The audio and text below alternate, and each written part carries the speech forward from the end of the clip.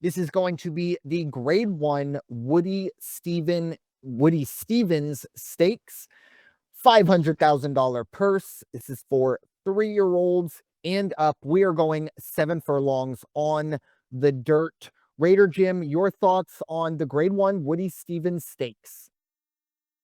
Yeah, and I don't mean to sound critical here, but we had a race where we had White Avario and Pearsons and horses of that caliber. And if I look at the 8 entries or the 11 entries in this race, you kind of just look at it and go, huh, really? I mean, there is no real clear watch out for this horse. It's going to wire. It's actually one of the more difficult races for me to look at this week and say, there's my clear number one pick.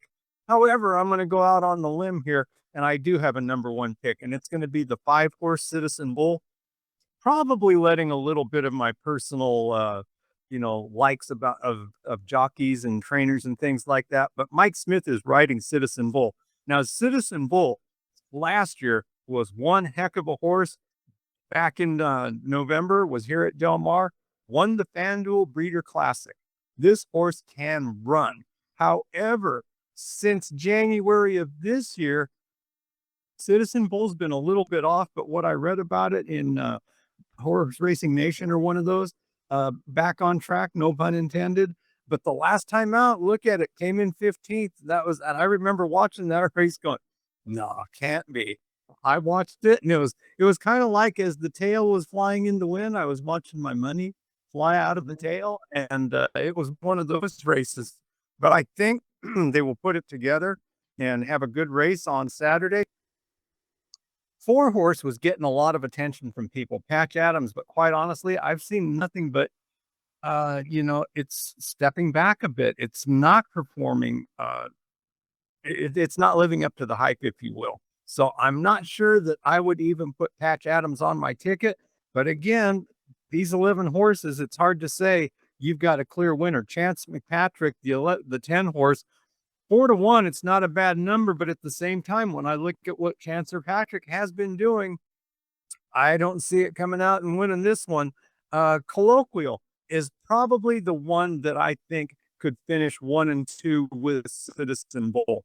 Colloquial is a pretty good horse, and it's 6-1, good value. Citizen Bull, 5-1, good value. And then if genetics pull through, you've got the 8-horse Gunmetal. Kind of hard to go against somebody whose dad was named Gunrunner. And I think this horse at 8-1, you couldn't ask for better value on it. Got the winner's circle the last time out. But again, this field, I don't know. I'm curious to see how you're going to call it, because Macho Music's out there, the 3-horse at 8-1. Even then, not enough for me to say, I'll put you on my ticket. Yeah, this is, again, as you kind of mentioned, it's you don't want to be too critical or anything like that. Now, it is a 3-year-old only race, so that kind of the Fierceness White Abario race was, I believe, 3-year-olds and up. So it does kind of open things up for, but this is kind of like the second, maybe third or even fourth tier horses at the 3-year-old level right now. Maybe the horses that in January, I mean, especially Citizen Bull, even Chancer Mick Patrick, hey, if things go right, we could have a good Triple Crown season. Obviously, we did see a couple of these horses run in the Derby. But the one that jumped out to me is very similar to you, is that 5-horse. As I put, I'm not ready to quit this horse. And yes, I'm having Midnight Bourbon flashbacks. I get it. But look, this horse came out of nowhere last year, 16-1 to win the Breeders' Cup Juvenile. And it's very rare that we do see a Breeders' Cup Juvenile go on and have a 3-year-old season, especially early, to remember.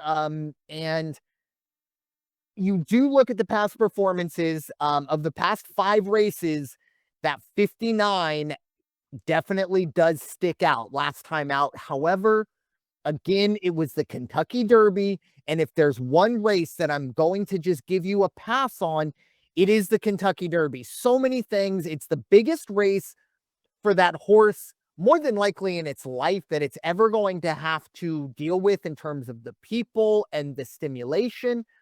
You got 20 horses. It's just everything needs to go right just for you to run a good race. And it didn't run well.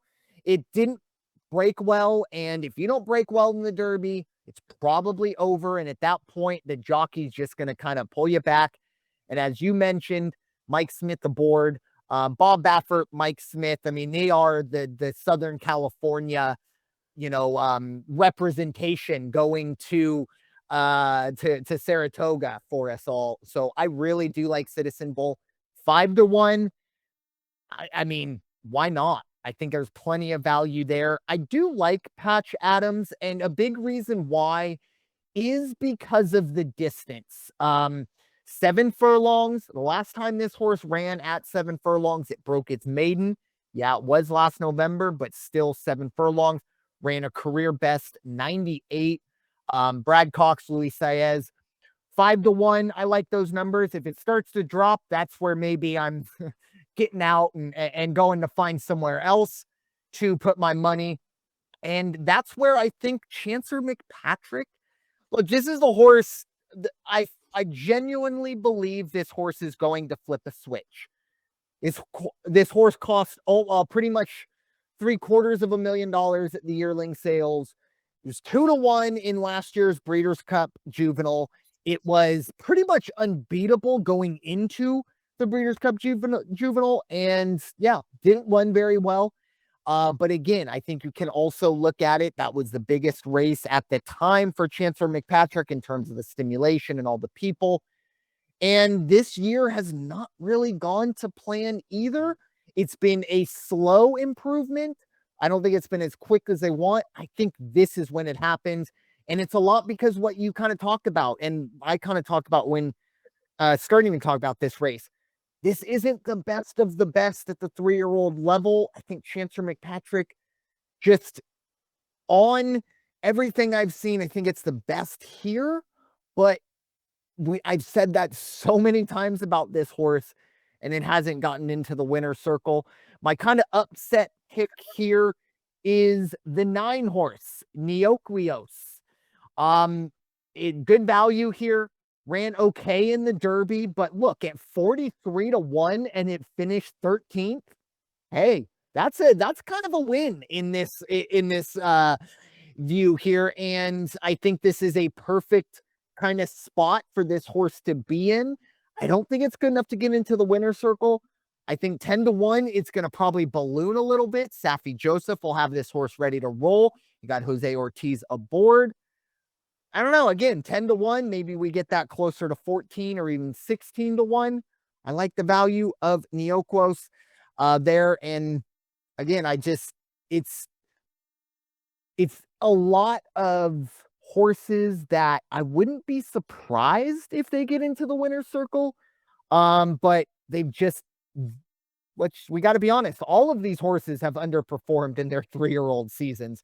But still, to win the Woody Stevens and take a grade 1 win, I think all of these horses would really like to start their summer season off, or their summer session off, with a big grade 1 win. And I think it's a very winnable race for all of the horses that we talked about here.